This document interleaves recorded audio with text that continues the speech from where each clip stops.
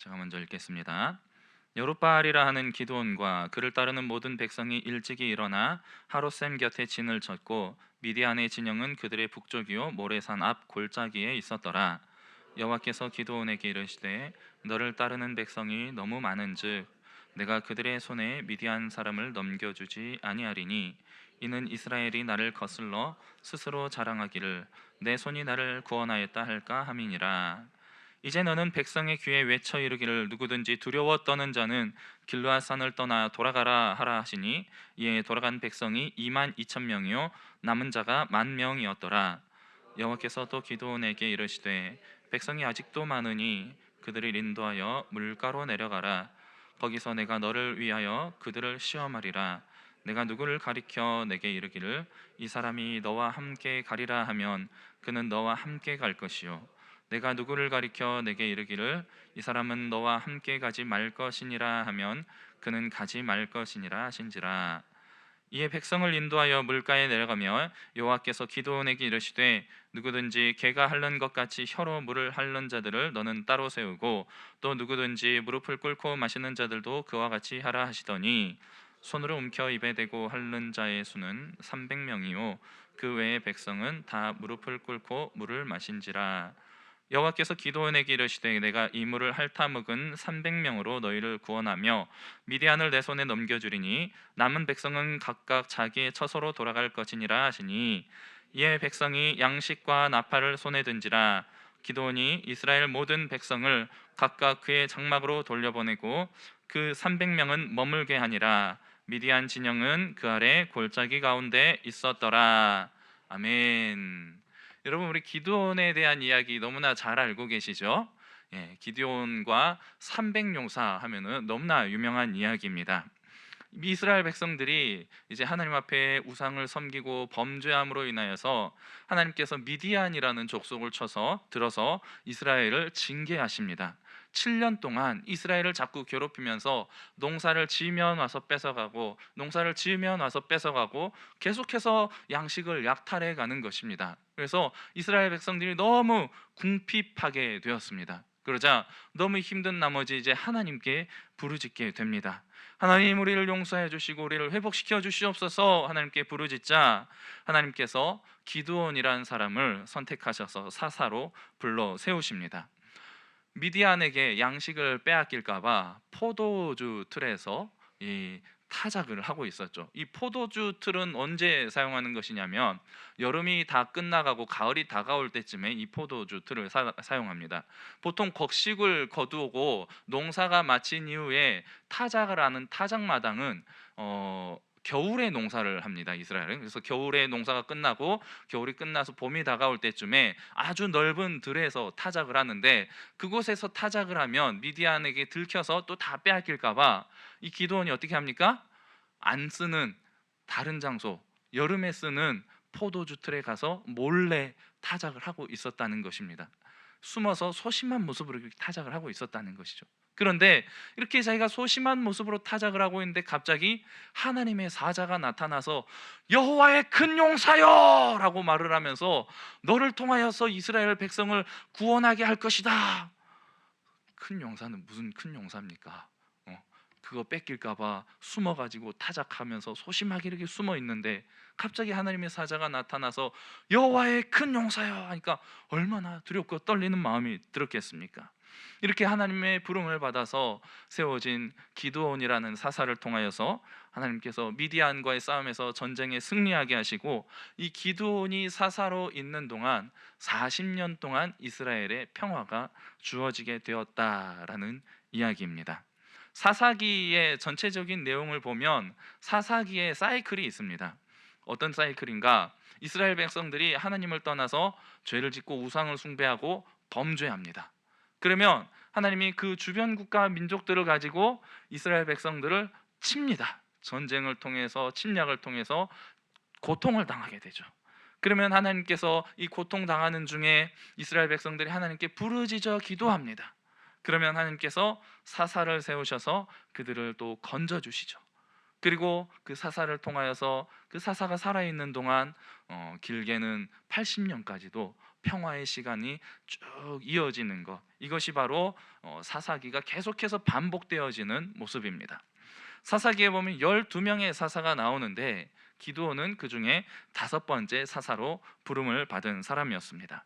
이렇게 여호와의 큰 용사여 라고 부름을 받고 나서 하나님께서 너를 통하여서 구원하실 것이다 라는 소명을 받게 되자, 이 소명을 받고 너무나 감격하고 또 두렵고 떨리는 마음에 이 복음을 소식을 전해준 하나님의 사자에게 급히 음식을 준비해서 대접을 하죠.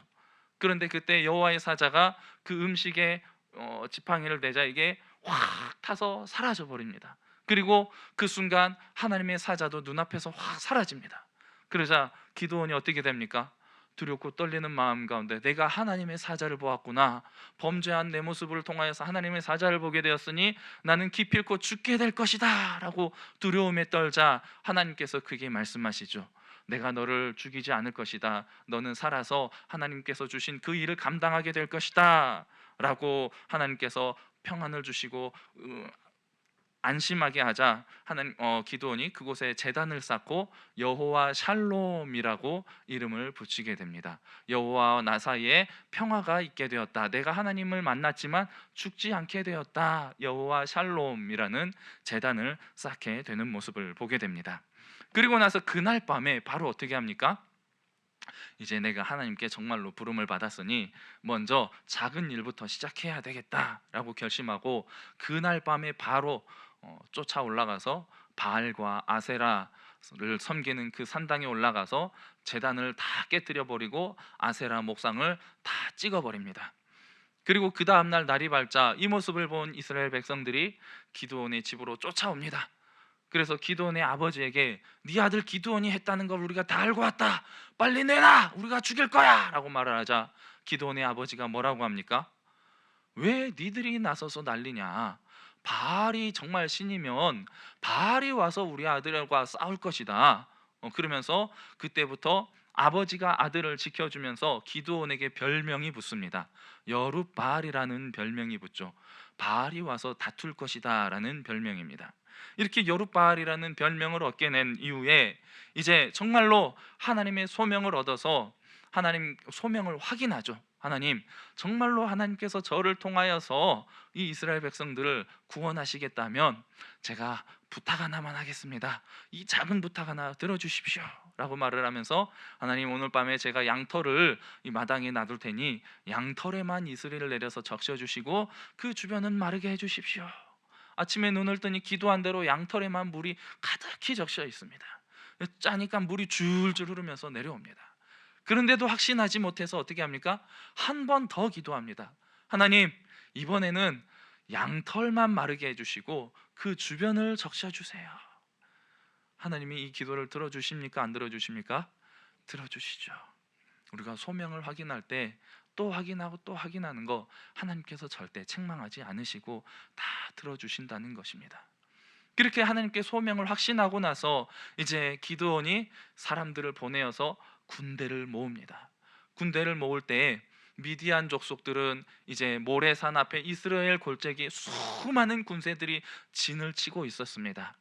그 모습을 보면서도 이스라엘에 모인 군사가 얼마였습니까? 3만 2천 명이나 모였습니다. 근데 이 3만 2천 명이나 많은 군사들이 모여 있을 때 기드온이 이제 야, 나 아무것도 아닌데 이렇게 많은 군사가 모였어? 이 숫자면 그래, 한번 싸워볼 만하겠다 라고 하면서 마음이 든든해진 거죠. 근데 그때 하나님께서 뭐라고 하십니까? 사람 너무 많다, 다 돌려보내라. 뭐라고 말씀하십니까? 2절 말씀을 보면 여호와께서 기드온에게 이르시되 너를 따르는 백성이 너무 많은즉 내가 그들의 손에 미디안 사람을 넘겨주지 아니하리니 이는 이스라엘이 나를 거슬러 스스로 자랑하기를 내 손이 나를 구원하였다 할까 함이니라. 그들의 숫자가 많아서 내 능력으로 우리 힘으로 이 전쟁에 승리하였다 교만하고 자만해질까 봐 하나님께서 돌려보내라 라는 것입니다. 그래서 이 전쟁에 나가기 겁난 사람은 떠나시오 라고 외치자 몇 명이 떠납니까? 2만 2천 명이나 떠나버립니다. 겁쟁이들이 이렇게 많았다는 거예요. 수많은 사람들이 그곳을 확 떠나 몇 명 남았습니까? 이제 10,000명 남았죠. 이제 기드온의 마음이 조금 불안해집니다. 3만 2천 명일 땐 좀 든든했는데 이제 10,000명밖에 안 남았어. 야, 이거 가지고 어떻게 싸우지? 그러고 있는데 하나님이 또 말씀하십니다. 야, 10,000명도 너무 많다. 10,000명도 너무 많다. 내가 한 가지 시험을 줄 것인데 이 시험대로 네가 시험을 내서 합격한 사람만 남겨두고 나머지 다 돌려보내라 라고 말씀하시죠. 4절 말씀입니다. 여호와께서 또 기드온에게 이르시되 백성이 아직도 많으니 그들을 인도하여 물가로 내려가라. 거기서 내가 너를 위하여 그들을 시험하리라. 하나님은 하나님의 전쟁에 나아가기에 앞서서 선발된 군인들을 뽑기 위해서 정말로 준비된 하나님의 강력한 군사들을 선발하기 위해서 시험하신다는 것입니다. 그래서 물가로 내려가서 이 10,000명에게 다 같이 물을 마시게 합니다. 명령이 떨어지자 일제히 모두가 물을 마십니다. 그런데 물을 마시는 모습이 모두가 제각각이었죠. 대부분의 사람들은 엎드려서 개처럼 물을 핥았다라고 이야기를 하고 있습니다. 그 중에 손으로 움켜서 사방을 경계하면서 물을 마신 사람 300명밖에 남지 않았습니다. 9,700명을 엎드려서 물 마신 사람 다 돌려보내라. 돌려보내고 나니까 몇 명 남았습니까? 겨우 300명 남은 것입니다. 전쟁에 나가기 위해서 지원했던 사람들, 자원했던 사람들 몇 명이었습니까? 3만 2천 명이었습니다. 기드온의 부름을 받고 하나님의 전쟁에 참여하겠다고 나온 사람 수많은 사람이 있었다는 것이죠. 오늘날의 한국교회도 대한민국 교회뿐만 아니라 모든 세계에 하나님께 부름을 받아서 하나님을 예배하고 이 영적 전쟁에 나아가서 싸울 하나님의 군사들을 볼 때에 수많은 사람들이 하나님 앞에 나와서 예배하며 내가 하나님의 군대로 이 사단의 세력과 싸우겠다고 자원하는 성도들이 구름과 같이 아직 많이 있다는 것입니다. 그런데 정작 이제 전도의 깃발을 들고 세상으로 나아가서 영적 전도를 하기 바로 앞두고 겁나는 사람 돌아가라 할 때 22,000명 돌아갔죠. 오늘날도 마찬가지입니다. 하나님께서 너희들 겁나는 사람 돌아가라 할 때 돌아가 버린 사람 얼마나 많습니까? 떠나가고 두려워하는 사람 얼마나 많습니까? 그 중에 남겨진 10,000명, 나는 정말 이제 목숨을 걸고 싸우겠다 라고 결심하고 남아있는 사람들 가운데서도 하나님은 어떻게 하신다는 것입니까?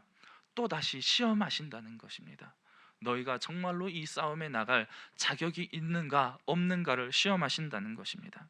남겨진 300명, 손으로 물을 움켜서 경계하면서 물을 마신 사람, 그 사람들을 하나님이 남겨두셨다는 것입니다. 무슨 말입니까? 기도로 깨어있는 사람들을 남겨두신다라는 것입니다. 하나님 늘 우리가 영적 전쟁 가운데에서 경계태세를 갖추며 사단의 공격에 대비를 하고 있는지 그렇지 않은 사람인지를 항상 시험하신다는 것입니다. 사사기 2장 21절 22절 말씀 보면은 하나님께서 가나안 땅에 그 원주민들을 다 쓸어버리지 않으시고 남겨두신 이유에 대해서 이렇게 말씀하고 있습니다. 나도 여호수아가 죽을 때에 남겨둔 이방 민족들을 다시는 그들 앞에서 하나도 쫓아내지 아니하리니 이는 이스라엘이 그들의 조상들이 지킨 것 같이 나 여호와의 도를 지켜 행하나 아니하나 그들을 시험하려 함이라 하시니라. 우리가 하나님의 말씀을 따라서 살아가면서 영적인 전쟁 가운데 있음을 자각하면서 하나님의 도우심을 구하며 하나님 앞에서 거룩함을 지켜나가며 하나님의 명령을 따라 순종하는 삶을 살아가고 있는가 그렇지 않은가를 하나님 끊임없이 우리를 시험하신다는 것입니다.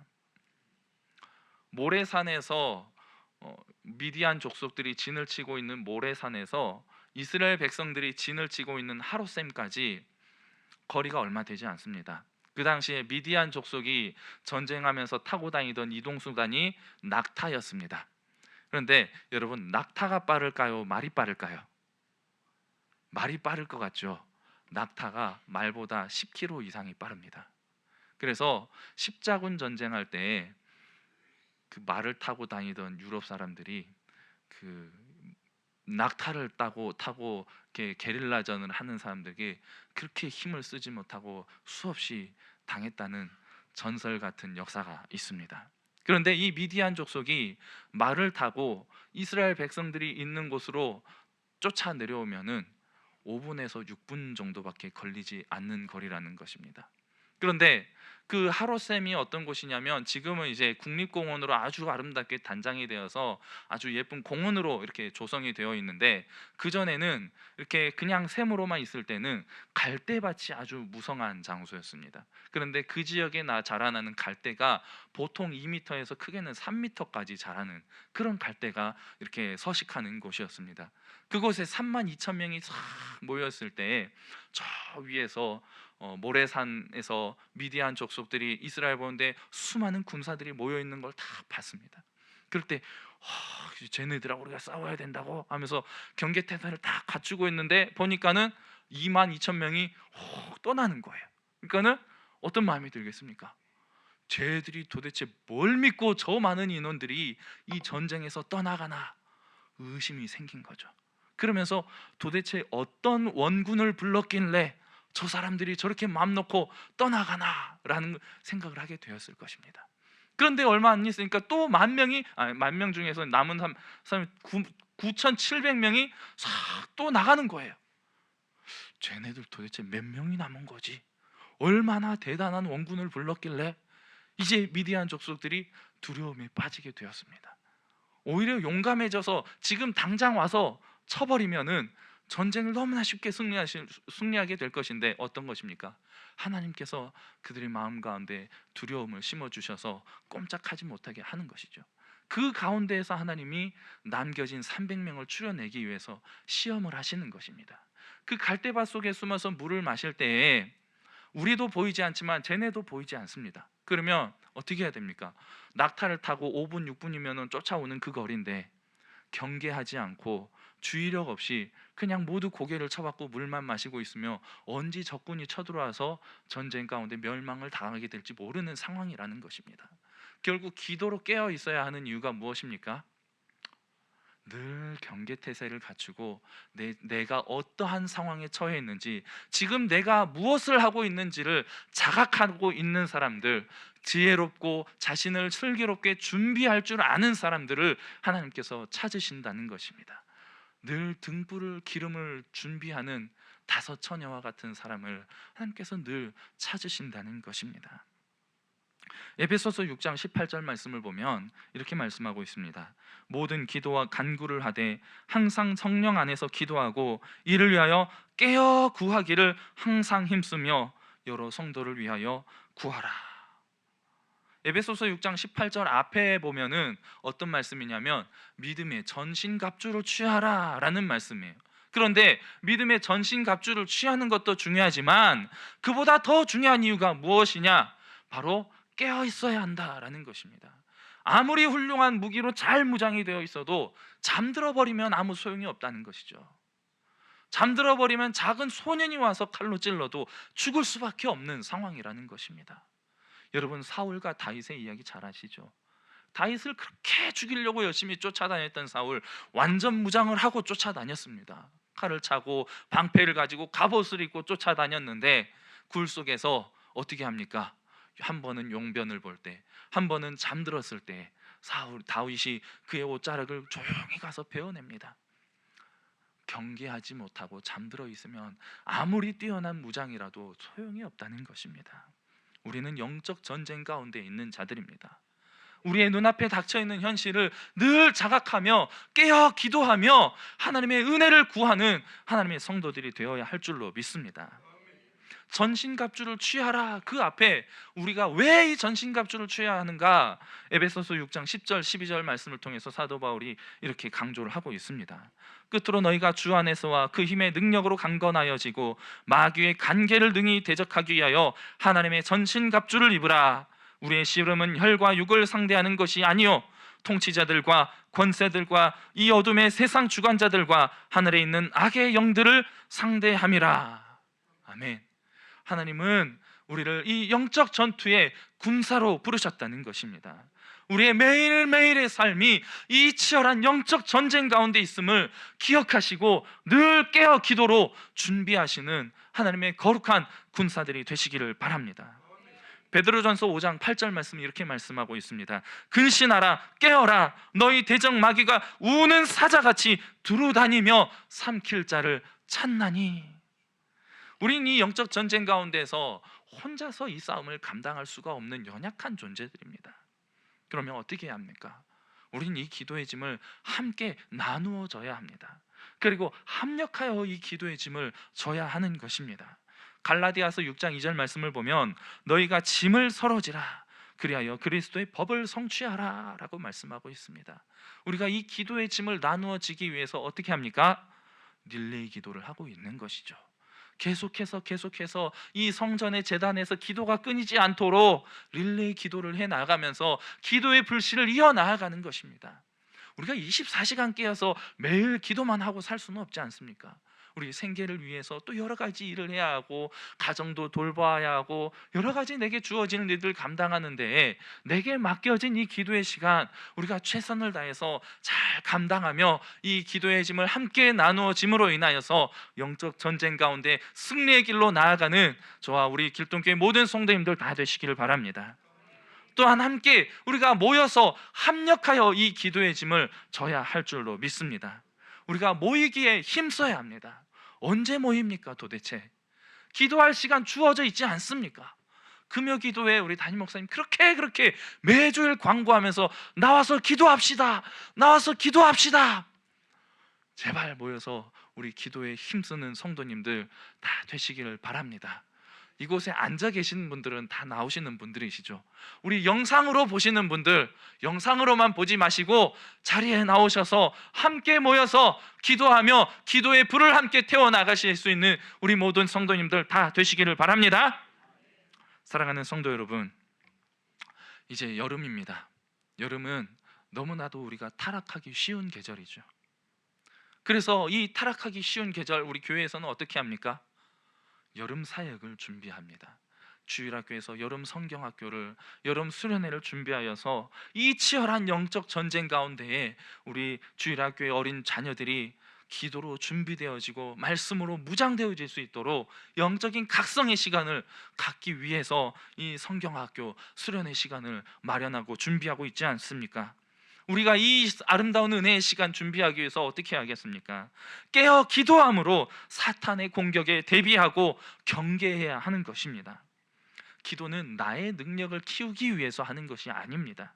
하나님의 능력이 나타나기를 간절히 소망하며 우리 가운데 하나님의 임재가 임하시기를 구하는 것이 바로 기도인 줄 믿습니다. 내 능력이 커지고 내가 자만해지면 하나님은 오히려 우리의 능력을 줄이시는 분이시라는 것입니다. 오직 하나님의 영광과 하나님의 그분의 능력만이 나타나기를 원하시는 분이시라는 것입니다. 그렇기 때문에 우리는 늘 하나님 앞에서 스스로 자랑하지 않도록 겸손한 태도를 가져야 하는 것입니다. 그래서 기도는 하나님께 모든 것을 맡겨드리기 위해서 하는 것입니다. 시편 127편 1절 말씀을 보면 여호와께서 집을 세우지 아니하시면 세우는 자의 수고가 헛되며 여호와께서 성을 지키지 아니하시면 바수꾼의 깨어있음이 헛되도다. 우리가 아무리 애쓰고 수고하고 노력해서 잘 준비하고 갖춰져 있다 할지라도 이 모든 것을 주관하시는 하나님께 모든 것을 맡겨드리지 않고 내가 하려고 하면 우리는 다 망할 수밖에 없다는 것입니다. 하나님께서 오히려 흩어버리신다는 것입니다. 기드온의 300용사, 남겨진 이 300명의 용사, 전쟁에 나가서 한 일이 무엇입니까? 나팔과 항아리를 들고 나가서 외치는 것뿐이었습니다. 칼은 손에 들지도 못했습니다. 무장을 갖춘 것도 아니었습니다. 갑옷도 입지 못했습니다. 그저 왼손에 항아리, 오른손에 나팔을 들고 100명 쪽에서 세대로 흩어져서 미디안 진영을 에워싼 것도 아니죠. 그냥 군데 세 군데로 나눠져서 항아리 들고 나팔 들고 가서 외치는 것뿐이었다는 것입니다. 내 능력으로 무언가를 이루는 것이 아니고 하나님 말씀에 순종할 때에 하나님께서 그 역사를, 승리의 역사를 이루어 주신다는 것입니다. 주님을 위해서 자원하며 헌신한 사람 가운데서도 기도로 잘 무장되어져서 영적 경계 태세가 잘 갖추어진 사람들을 하나님 들어 쓰시기를 원하십니다. 여름 사역을 통해서 우리 먼저는 주일학교의 자녀들이 이 기도의 경계태세가 잘 갖추어져서 정말로 이 악하고 타락한 시대 속에서 하나님의 뜻을 이루어가는 강력한 군사로 자라날 수 있도록 우리가 뒤에서 기도로 먼저 후원해야 할 줄로 믿습니다. 그리고 우리도 이 기도를 하는 가운데에 우리 모든 성도들이 함께 합력하여서 선을 이루어가며 우리도 기도로 무장되어서 모든 행사들을 하나님께 맡기며 주님의 일하심을 기대하며 날마다 이 영적 전쟁 가운데에서 승리의 삶을 살아갈 수 있게 되는 저 여러분의 삶이 다 되시기를 주님의 이름으로 축복합니다. 사랑하는 주님, 오늘도 말씀을 통해서 우리가 주의 일을 감당하기 위해서 어떤 태도로 살아가야 할지를 배웠습니다. 먼저 주님의 부르심에 합당한 성도로 자원하는 심령을 허락하여 주시고 늘 깨어 기도함으로 영적 경계를 게을리하지 않도록 도와주시옵소서. 우리의 남은 인생 이 영적인 전쟁 가운데서 승리하며 주님께서 주신 사명을 감당함으로 합력하여 선을 이루어가는 귀하고 복된 인생이 될 수 있도록 인도하여 주시옵소서. 우리를 주에서 구원하신 예수 그리스도 이름으로 기도드립니다. 아멘.